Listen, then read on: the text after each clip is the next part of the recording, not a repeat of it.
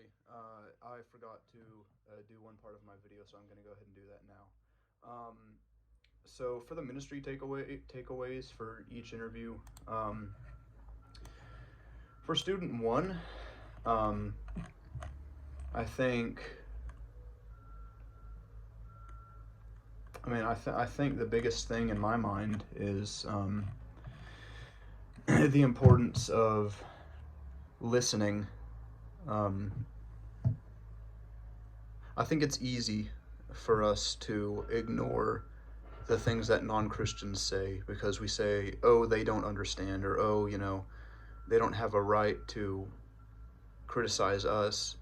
But like I said, for student one, um, she spent a lot of time in church, and she knows the Bible. And I think, like I was saying in the first video, I think there's something unique there about the non-Christians who have spent a significant amount of time in church.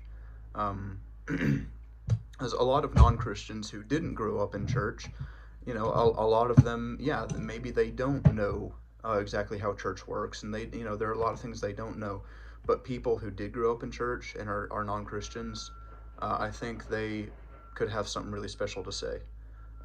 Like I said, I think sometimes they see things that we don't, or at least sometimes they'll bring to light things that we choose to ignore about ourselves.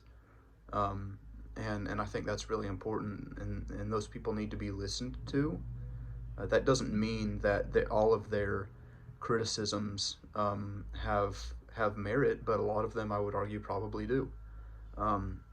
And so I think, in a campus ministry context, I think it's important to listen to everybody. At least listen to what they have to say, hear them out. For student two, I think this student is kind of still in that process of looking for meaning. I think, especially with the story he told me about the night he crashed his car. I think what I got from that is, after he made it through that accident, he started to wonder, is there something more to life than just what we see? I think he has started searching. And I think in a campus ministry context, that's a very important time for us to be involved in. Because like we've been over in class, students are looking for meaning. College students are looking for meaning. And this kid just seems to be one of those. Looking for meaning, wondering, is there something beyond what we see? And I think that's a really important thing for us to step into in campus ministry. I think there's a really big opportunity there to win people for Christ.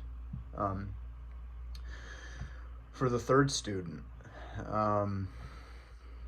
this is a tough one, but I think the thing is we have to pay attention to the people who don't get any attention.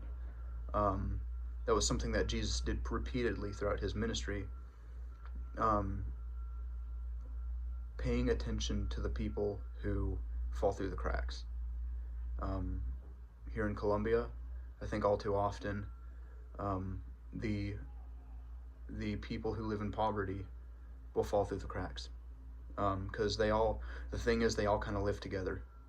The east side of Columbia is where most of those people live, and so when they're kind of all together like that, it can be kind of easy to mark that place off the grid and not really pay attention to it.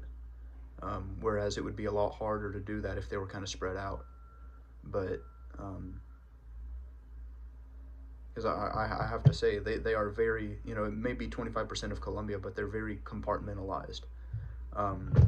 Because unless you live there, unless you live on the east side of Columbia, you don't really go to the east side of Columbia. I mean, downtown is on the east side of Columbia, and downtown is a really nice area, but the area around downtown is not so nice at all.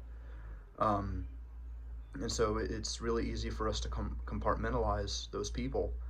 And I think that rings true in campus ministry context as well. I think it's easy for us to compartmentalize certain types of people, and to kind of let them fall through the cracks, and that's something that I think we can't let that happen. I think that's really important to step into in campus ministry. So those are my ministry takeaways for my three students that I interviewed. Yeah.